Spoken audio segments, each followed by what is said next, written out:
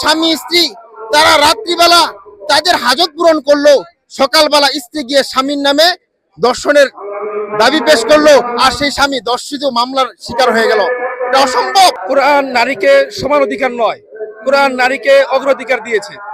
আমরা নারীকে সমান অধিকার নয়, আমরা নারীদের অগ্রাধিকারের জন্য মাঠে নেমেছি। বিভিন্ন কোরআনের বিভিন্ন আয়াতে উল্লেখ করা আছে, বিভিন্ন হাদিসে রেফারেন্স দেওয়া আছে, তিরমিজি শরীফ, বুখারী শরীফে দেওয়া আছে যে আপনারা চলেন, আপনাদের মন মতো চলেন, তবে পর্দার সহিত চলেন। এদেশের হাজারো হাজারো পতিতালয় রয়েছে, যেগুলোকে বন্ধ করার জন্য এদেশের ওয়াজ মাহফিল, মসজিদের মিম্বার সবগুলো সবসময় উচ্চ কণ্ঠে আওয়াজ তুলতেছে, আর সেখানে এই সমস্ত পতিতালয় মেয়েদেরকে শ্রমিক হিসাবে স্বীকৃতি দিতে যাচ্ছে।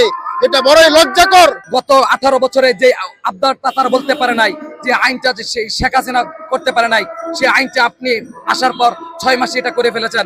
কোরআন বিরোধিতা কাজ করেছেন। এই পৃথিবীর অমূল্য সম্পদ কি? আমি বলবো নারী, নারী, নারী।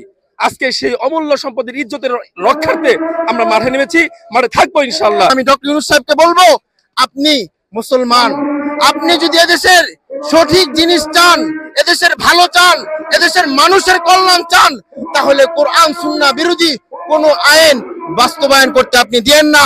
এটা আমাদের এদেশের 95% মুসলমানের দাবি, এদেশের দাবি। ধর্মনিরপেক্ষতা মানে কি?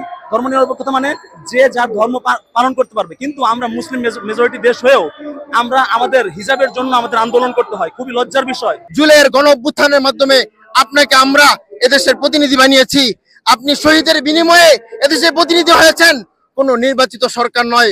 অতএব এই শহীদদের সাথে আপনি নাফরমানি করবেন না। যে আইনটা পাশ করেছেন সেই আইনটা বন্ধ না করেন, তাহলে গত 15 বছর আগে যে ফ্যাসিস্ট হাসিনা ছিল, তাকে যেমন ভাবে ধ্বংস করা হয়েছে, তাকে যেমন ভাবে বাংলাদেশ থেকে বের করা হয়েছে, ঠিক 3 দিন সময় লাগবে না, ইনশাআল্লাহ আপনাকে বের করতে হবে ইনশাআল্লাহ।